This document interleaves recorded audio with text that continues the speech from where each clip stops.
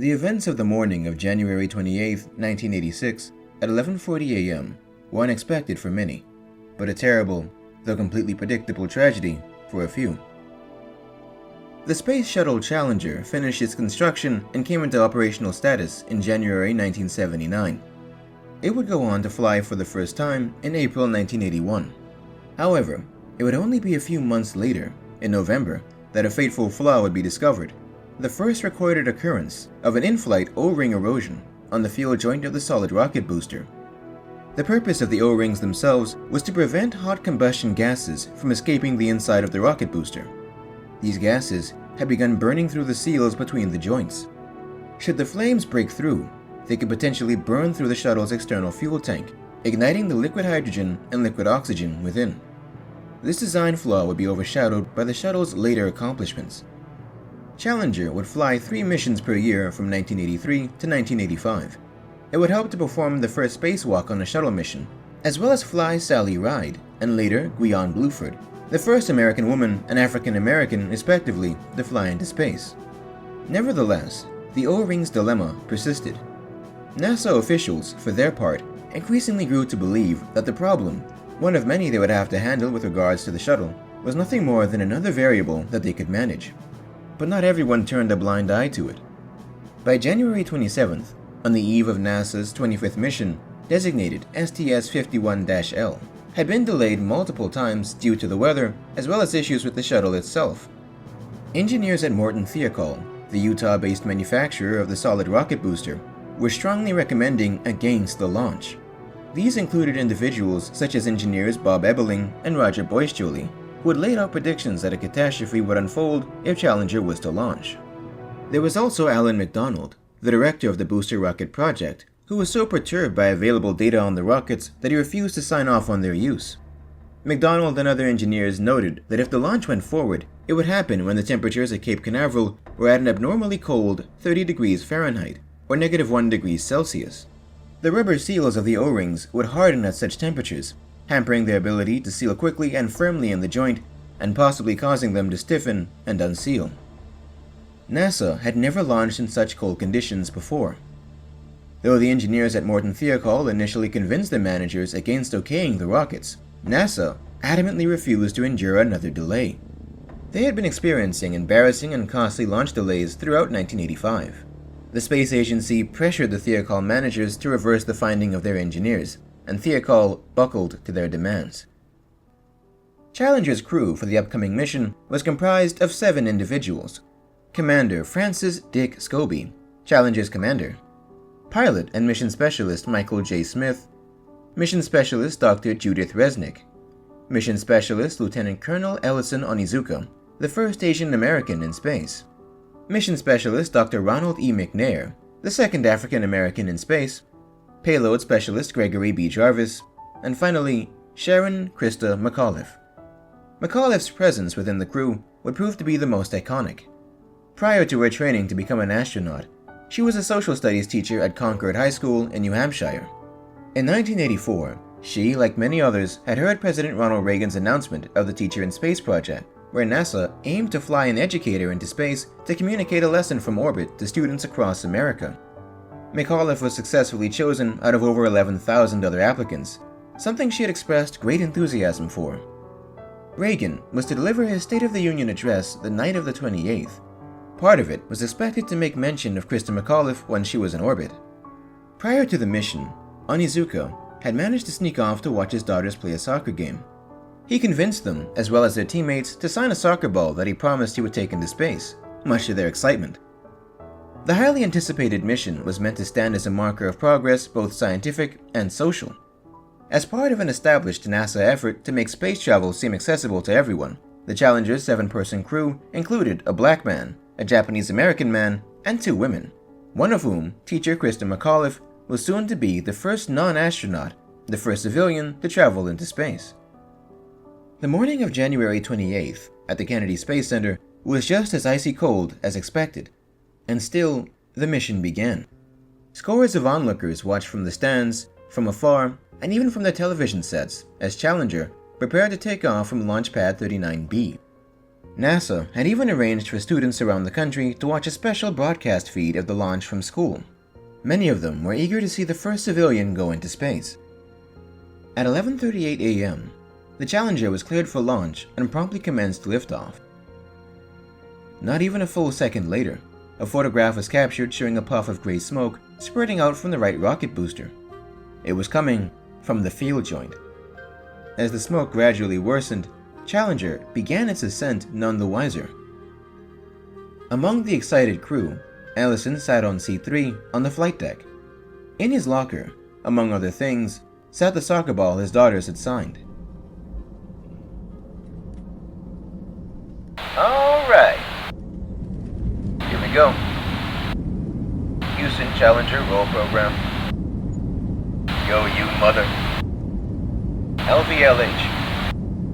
Damn hot. Okay. Looks like we've got a lot of wind here today. Yeah. It's a little hard to see out my window here. There's 10,000 feet and Mach 0.5. 0.9. There's Mach 1. NASA Velocity Report 1 Mach. Going through 19,000. NASA Altitude Report 19,000 feet. Okay, we're throttling down. NASA Normal SSME thrust reduction during maximum dynamic pressure region.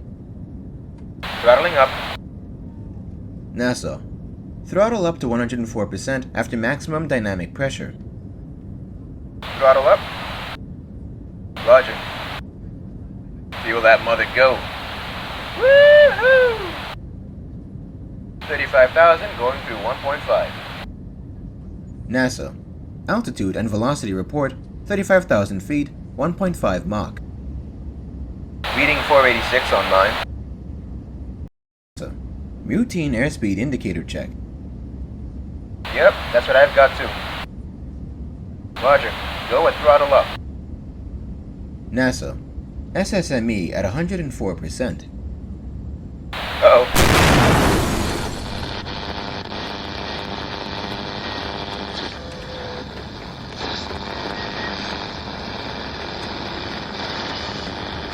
Will launch. My God. 1 minute 15. There's been an explosion. Velocity 2,900 feet per second.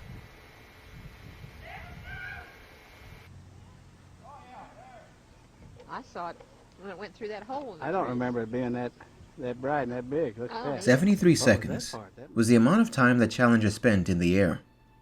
165 seconds was the amount of time it took for the crew, now hurtling back down to Earth in the crew cabin at over 200 miles per hour, to hit the Atlantic, doing so at a little over a quarter of the speed of sound. The rest of Challenger itself would rain down across the surface, taking her crew with her to the bottom of the ocean. It is still unknown whether they remained conscious through the massive G-forces inflicted upon them, or the possible depressurization. However, it is speculated that at least a few of them were. If so, they would have had tens of thousands of feet and 2 minutes and 45 seconds worth of freefall to consider the fact that they were all about to die. Onlookers were shocked. Television watchers were confused. The families were horrified. The Challenger disaster would be America's first national tragedy broadcast live on television, and NASA's first ever loss of astronauts in flight. The sight of the two surviving rockets continuing to fly unguided while their mothership disintegrated behind them would become an image burned into the very psyche of an entire generation. The resulting 3-month-long recovery operation would be spearheaded by the recovery ship USS Preserver, bringing up over 14 tons of wreckage. Among the recovered debris was a 4,000-pound piece of the right booster rocket casing. It included the fuel joint that had so concerned the engineers at Morton Thiokol. The casing possessed a burned-out area 15 inches high and 28 inches wide. Later investigation revealed that as the solid rocket boosters ignited, somewhere in the right booster, the .028-inch wide O-ring on the very same joint failed due to the cold, allowing heated, pressurized propellants to burn and erode the seal. The propellants then leaked out onto the external fuel tank, causing a catastrophic explosion. The blast of flame that would have swept past the pilot, Mike Smith's window, caused him to utter the last words ever recorded from the crew. Uh-oh. 73 seconds into its 10th flight, at 11:40 a.m., Challenger disintegrated. Though the explosion was not enough to seriously injure the crew, it was just enough to separate the still intact crew cabin from the rest of the shuttle. While Challenger broke up at 48,000 feet, the undamaged crew compartment soared up to 65,000 feet before beginning to descend. Then, on March 7th, amidst the ongoing search, the crew cabin was found. It lay in about 90 feet of water, 18 miles off the coast of Cape Canaveral. Divers described it as little more than a pile of rubble on the ocean floor. The crushed and dismembered remains of the crew inside could hardly be recognized as human. Nevertheless, their bodies were recovered, as well as unidentified body parts and even a helmet with a human scalp in it. Gregory Jarvis was the last of the Challenger 7 to be recovered. His corpse had briefly bobbed to the surface and sunken back beneath the waves, prompting a further 5-week-long search that only succeeded just as it was about to be called off. The crew were eventually brought to the shuttle landing strip, where Challenger was originally scheduled to return on February 3rd following its 7-day mission. The coffins were accompanied by an escort that carried them across the tarmac into the waiting cargo bay of an Air Force C-141 Starlifter.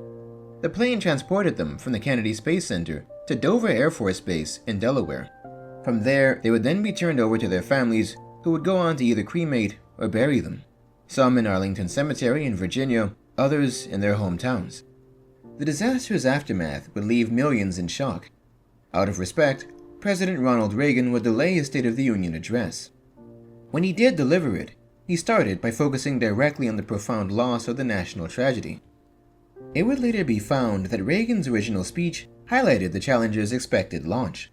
This created a controversy as to whether the White House had pressured NASA officials to go forward with the launch so that Reagan could make mention of McAuliffe as the first civilian in space.